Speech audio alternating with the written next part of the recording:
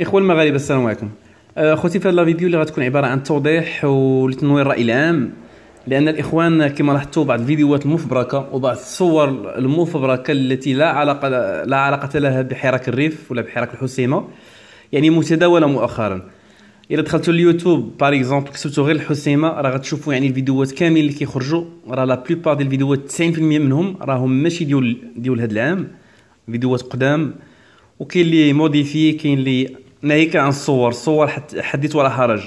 كما كتشوفوا باغ اكزومبل الا خدينا غير مثال، هاد الصوره اللي كتشوفوا ديال هاد الاخ اللي من اكادير اللي كان تعرض يعني في 2016 تعرض لواحد الحادث، ماشي حادثه المهم اغريسيون، تعداو عليه شي جوج، داو ليه الموتور ديالو، ضربوه لوجهو، وكان شي واحد صورو باش يدير شكايه عند الشرطه.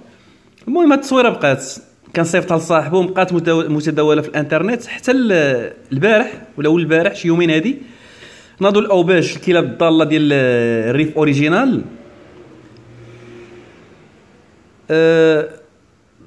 وناضوا شنو داروا لا فوتو، مشاو داروا لا موديفيكاسيون وداروا بان قوه بواحد العنوان عارض بان قوه القمع المغربيه قامت بضرب شاب يعني مما ادى الى وفاته. هادو قتلوه كاع والسيد راه حي يرزق في اكادير.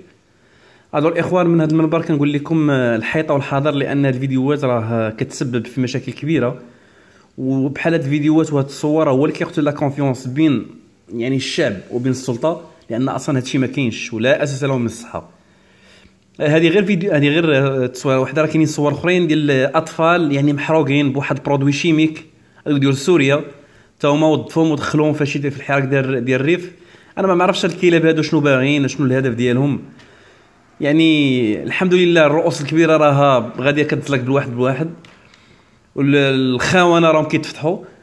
والاخوان يعني من هذا المنبر كنطلب منكم كاملين يعني محاربه هاد الكلاب، المحاربه ديالهم. يعني اصحاب الفيسبوك راه يعني راه ماشي راه سي فاسيل، يعني باش كاينين طرق ديال الا بغات تسينيالي شي واحد باش يعيدوا لي لاباج. المهم راكم عارفين الاخوان. الور هذا مكان، وكنستسمح على الاطاله، والله الوطن الملك. السلام عليكم اخوان.